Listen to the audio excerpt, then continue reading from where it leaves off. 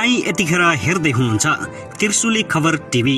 24 घण्टा ताजा खबरको लागि हाम्रो च्यानललाई सब्स्क्राइब गर्नुहोला, नजिक रहेको बेल आइकन दबाई हामीसँग जोडिनुहोला। एकाएक भर्खरै आयो मुटु हल्लिने खबर। काठमाडौँमा यो के भयो, 81 मचियो खैरा बैला, के कति क्षति भयो, यसबारे सम्पूर्ण जानकारी। कसरी लाग्यो आगो। प्रधान न्यायाधीश चोलेन शमशेर जबरा विरुद्ध महाअभियोग दर्ता गराएर सरकारले सुतै उपाध्यक्ष सुभाष नेमाङको भनाई। नेकपा एमाले स्कुल विभागले प्रशिक्षण सञ्चालन गर्दै। नेकपा माओवादी केन्द्रका अध्यक्ष पुष्पकमल दाहाल प्रचण्ड आज स्वदेश फर्किँदै 5 दिने भ्रमण कस्तो रह्यो, यसबारे जानकारी। गगन थापाको उद्घोषक मङ्सिर 4 को निर्वाचनमा म भावी प्रधानमन्त्रीको रूपमा प्रस्तुत हुनेछु। एकाएक आयो 3 करोड नेपालीलाई निकै खुसीको खबर। राष्ट्रपति भण्डारीले नागरिकता विधेयकबारे चाले निकै ठुलो कदम। प्रचण्डले धम्की दिए पनि राष्ट्रपतिले छाडिन गरेरै यस्तो। नेकपा एमाले अध्यक्ष केपी शर्मा ओलीको आक्रोश। आगामी निर्वाचनबाट 5 दलीय होइन 7 दलीय गठबन्धन आए पनि पत्ता साफ हुन्छ। अबको निर्वाचनपछि नेकपा एमालेको सरकार पक्का हुने आश्वासन। के नेकपा एमाले आफ्नो हैसियत जोगाउला? गठबन्धनभित्र सिट बाँडफाँडको लफडा सुरु। झलनाथ खनालले दिए यस्तो चेतावनी। अब नेकपा एमालेसँग सहकार्य गर्नुको विकल्प छैन। सम्मानजनक सिट बाँडफाँड हुने सङ्केत देखिएन। 5 दल होइन अब 7 दलको गठबन्धन।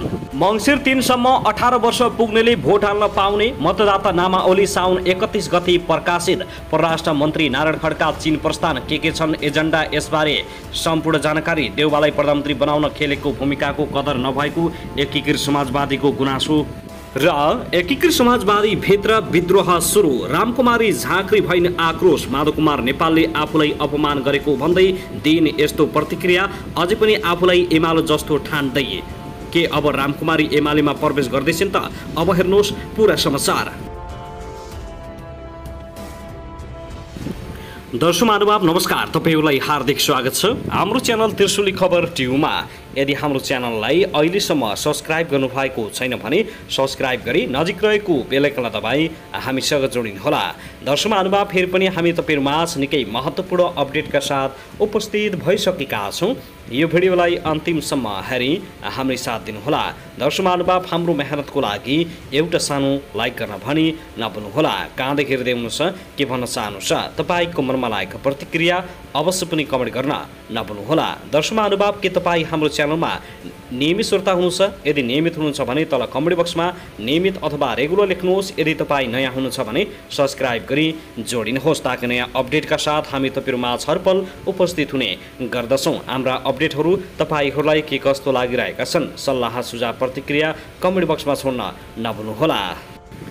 दर्शक महानुभाव आउनुहोस् अब पहिलो खबरतर्फ लागौँ। नेकपा एमालेका उपाध्यक्ष सुभाष चन्द्र नेमाङले सरकार काम चलाउ भइसकेको टिप्पणी गरेका छन्। मङ्गलबार ताप्लेजुङमा आयोजित कार्यकर्ता प्रशिक्षण कार्यक्रममा बोल्दै उनले चुनावको निर्वाचन मिति घोषणा भइसकेको र असोजमा उम्मेदवारी दिने भएकाले संसद नै नरहँदा सरकार काम चलाउ भइसकेको बताएका हुन्। त्यसैगरी उपाध्यक्ष नेमाङले झुलाएर राख्न सर्वोच्चको प्रधान न्यायाधीश चोलेन शमशेर जबरामाथि महाअभियोगको नाटक गरिरहेको समेत आरोप लगाएका छन्। निर्वाचनमा गएपछि छानबिन समितिमा सदस्य नै रहँदैनन्। प्रधान न्यायाधीशलाई झुन्डाएर राख्न मात्र छानबिनको नाटक रचियो। उनले भने प्रधान न्यायाधीशलाई छापामार शैलीमा महाअभियोग लगाइयो। गत फागुन 1 मा महाअभियोग दर्ता गराएर सरकार सुतेको सुतै भयो। प्रधान न्यायाधीशलाई झुन्ड्याएर राख्न मात्र महाअभियोग लगाइएको हो। उनले सत्ता साझेदार दलहरूले प्रतिपक्षलाई अप्रजातान्त्रिक रूपमा घेराबन्दी गरेको समेत आरोप लगाएका छन्। उपाध्यक्ष नेमाङले सरकारबाट प्रतिपक्षलाई घेराबन्दी गरेर प्रजातन्त्र अपमान गरेको पनि टिप्पणी गरेका छन्। रक्षा नहुने टिप्पणी पनि गरेका छन्। दर्शक महानुभाव त्यसैगरी राष्ट्रिय प्रजातन्त्र पार्टी राप्रपाका अध्यक्ष राजेन्द्र लिङदेनले देशका विभिन्न सभाहरूमा पुगेर अबको चुनावबाट राप्रपा देशको पहिलो शक्ति बन्ने दावी गरिरहेका छन्। आगामी मङ्सिर 4 मा हुने चुनावबाट उनको राष्ट्रिय पार्टी बन्छ कि बन्दैन भन्ने यकिन छैन। राप्रपा 5 वर्ष अघि 2074 मा भएको चुनावमा राष्ट्रिय पार्टी बनेको थिएन। राष्ट्रिय पार्टी बन्न प्रत्यक्षतर्फ 165 मध्ये एउटा क्षेत्रमा चुनाव जित्नुपर्छ भने समानुपातिकतर्फ सदरमतको 3% मत ल्याउनुपर्छ। समानुपातिकतर्फ पार्टीतर्फ जति मत ल्याए पनि राष्ट्रिय पार्टी नमानी समानुपातिक सांसद बनाउन मिल्दैन। 2074 को चुनावमा तत्कालीन राप्रपा अध्यक्ष कमल थापाले हारेका थिए। नेपाली कांग्रेससँग गठबन्धन गरे पनि थापा पराजित भएका थिए। पराजित भएपछि थापाले भनेका थिए मेरो ग्रह दशा ठीक थिएन, त्यसैले चुनाव हार्नु पर्यो। राप्रपाले त्यसबेला प्रत्यक्षतर्फ 1 सिट मात्रै जितेको थियो। समानुपातिकतर्फ भोट भने 1,96,782 ल्याएको थियो। त्यसबेला राप्रपा एक थिएन। पशुपति शमशेर जबरा नेतृत्वमा राष्ट्रिय प्रजातान्त्रिक पार्टी प्रजातान्त्रिक पनि थियो। 2074 यो पार्टीले 88,377 मत मात्र ल्याएको थियो। पछि राप्रपा एक भयो। दुई राप्रपाले गरी 2,85,159 मत ल्याएका थिए। पहिलेको चुनाव जस्तै यसपालि पनि राप्रपा फुटेको छ। कमल थापा गत मङ्सिरमा भएको राप्रपा महाधिवेशनबाट अध्यक्षमा पराजित भएपछि उनले पार्टी छाडेका हुन्। थापाले राप्रपा परित्याग गरिसके राप्रपाको मूल भङ्गालो भने राजेन्द्र लिङदेनले नेतृत्व गरिरहेकी पार्टीमा छ। अधिकांश नेता राप्रपामै छन्। 2074 झापाबाट जितेका लिङदेन अहिले राप्रपाका अध्यक्ष समेत हुन्। लिङदेन अध्यक्ष भएदेखि गत पुसबाट देश दौडाहामा छन्। अन्य पार्टीका नेता प्रवेश गराउनेदेखि संगठन विस्तारलाई प्राथमिकता दिइरहेका छन्। गत वैशाख 30 भएको स्थानीय चुनावमा राप्रपाले त्यति धेरै प्रगति भने गर्न सकेन। 6,743 वडा मध्ये राप्रपाले जम्मा 3,063 वडामा अध्यक्ष जित्यो। तर यसपालिको सङ्घ र प्रदेशको निर्वाचनमा भने राष्ट्रिय पार्टी बन्नको लागि राजेन्द्र लिङदेन देश दौडामा रहेका छन्। के तपाईँ राजेन्द्र लिङदेनको सपोर्टर हुनुहुन्छ? दर्शकमानुभाव त्यसैगरी नेकपा माओवादी केन्द्रका अध्यक्ष पुष्पकमल दाहाल प्रचण्डले आगामी मङ्सिर 4 गते हुने निर्वाचनमा आफ्नो पार्टी दोस्रो दल बन्ने दावी गरिरहेका छन्। कांग्रेस सहितका 5 दलीय गठबन्धनमा रहेको माओवादी केन्द्रका अध्यक्ष दाहालले पार्टी आगामी निर्वाचनमा निर्णायक शक्तिको रूपमा उभिने बताउँदै आइरहेका छन्। यसअघि उनी निर्वाचनपछिको सरकारको प्रधानमन्त्रीको रूपमा पनि प्रस्तुत भइसकेका छन्। निर्वाचनपछि कांग्रेस र माओवादीले आलोपालो सरकार चलाउने चर्चा भइरहेको छ। आगामी निर्वाचनमा दाहाल स्वयं भने कहाँबाट चुनाव लड्छन् भन्ने कुरा अहिले अर्को चर्चाको विषय बनेको छ। यसअघि दाहाल चितवन 3बाट निर्वाचित भएका थिए। नेकपा एमालेसँगको गठबन्धनमा उनी 2074 भारी मतले विजयी भएका थिए। अहिले उनी चितवनबाटै चुनाव लड्ने भएका छन्। कतिपयले दाहाल धनुषा 1 सिराहा 1 सिन्धुपाल्चोकबाट चुनाव लड्ने चर्चा पनि चलिरहेको छ। तर दाहालले भने आफू चितवनबाटै चुनाव लड्ने बताएका छन्। जापान भ्रमणमा रहेका दाहालले गृह जिल्ला चितवनबाटै चुनाव लड्ने घोषणा गरेका हुन्। जापानमा रहेका नेपाली पत्रकारहरूसँगको कुराकानीमा दाहालले भनेका छन्, म अन्तबाट होइन चितवनबाटै चुनाव लड्छु। चितवनको पनि क्षेत्र नम्बर 3बाटै चुनाव लड्छु। प्रश्न रहनुहोला, देशभरको समृद्धिका लागि म सोच्छु। चितवन देशको केन्द्र र विकासको तीव्र गतिमा अगाडि जाने सम्भावना भएकाले एउटा सन्देश जाओस् भनेर चितवनलाई मैले महत्त्व दिइरहेको छु। म अपिल गर्छु कि जापानमा रहेका साथीहरूले पनि मलाई सहयोग गर्नुहुनेछ। दर्शकमानुभाव त्यसैगरी नेकपा एमालेबाट विद्रोह गरेर नयाँ पार्टी गठन गरेको 1 वर्ष पुग्न नपाउँदै माधवकुमार नेपाल नेतृत्वको नेकपा एकीकृत समाजवादीमा विवाद देखिएको छ।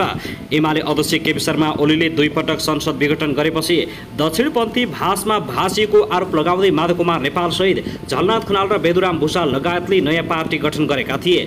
आफूहरूलाई कट्टर कम्युनिस्ट मान्ने माधवकुमार नेपाल अहिले गठबन्धन र पार्टीभित्रको विवादमै अल्झिएका छन्। उनलाई यही अवस्थामा एमाले विभाजनको औचित्य पुष्टि गर्न नसक्दै बाटोमै अलमली रहेको टिक्का टिप्पणी भइरहेको छ। त्यसो त पार्टी विभाजनको बेलामा माधव नेपाललाई बलियो साथ दिएकी रामकुमारी झाँक्री समेत अध्यक्ष नेपालको आलोचनामा उत्रिन थालेकी छिन्। समाजवादीभित्रको पछिल्लो समय देखिएको भनेको विवाद के हो, स्थानीय निर्वाचनको समीक्षा र आगामी निर्वाचनको रणनीति, पार्टीको अवस्था, गठबन्धन र विरोध वाम एकताको विषयमा नेकपा एकीकृत समाजवादीका सम्मानित नेता झलनाथ खनाल यस्तो भन्छन्।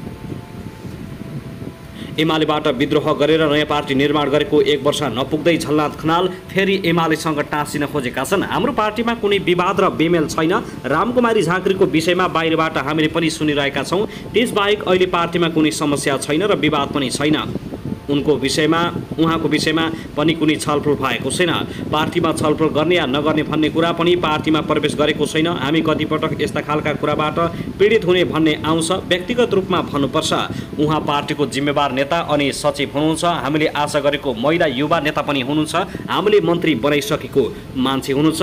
सङ्घीय संसदमा उहाँ जतिको मान्छे पठाउनुपर्छ भनिरहेको बेलामा विविधता उत्पन्न भएको छ। त्यसैले उहाँले नबोलेको भए राम्रो हुन्थ्यो। सम्भावना बोकेको नेताले यस्तो अभिव्यक्ति दिँदा पार्टीभित्र हलचल मचिएको छ। दर्शक महानुभाव, त्यसैगरी बालाजु औद्योगिक क्षेत्र नजिकै भएको आगलागी नियन्त्रणको प्रयास जारी छ। 22 धारा अगाडि गणेशथान मन्दिर छेउमा रहेको वान ओल्ड जुत्ता कारखानामा लागेको आगो नियन्त्रणको प्रयास भइरहेको जानकारी दिएको छ। काठमाडौँ महानगरपालिका 16 बालाजु बाइपास नजिकको एक जुत्ता कारखानामा आज बुधबार बिहानदेखि आगो लागेको थियो। प्रहरीले नियन्त्रणको कोसिस गरेको छ। बालाजु स्थित वान ओल्ड जुत्ता कारखानामा लागेको आगो नियन्त्रणमा आउन थालेको प्रहरीले जानकारी दिएको छ। बिहान 10:30 बजेतिरबाट सुरु भएको आगो निभाउन काठमाडौँ भक्तपुर नेपाली सेनाको दमकल प्रयोग गरिएको छ। के कारणले आगो लागि भयो र के कति क्षति भयो भन्ने अझै विवरण आउन बाँकी छ। जुत्ता चप्पलको कम्पनीमा आगो लागिसकेपछि अस्तव्यस्त बन्यो बालाजु र प्रहरी र दमकलले सेनाले आगो नियन्त्रणमा ल्याउने कोसिस गरिरहेको छ। भित्र लाखौं करोडौंको क्षति भएको अनुमान गरिएको छ भने बालाजु आसपासका बस्तीहरूका मानिसहरू त्रसित भएका छन्।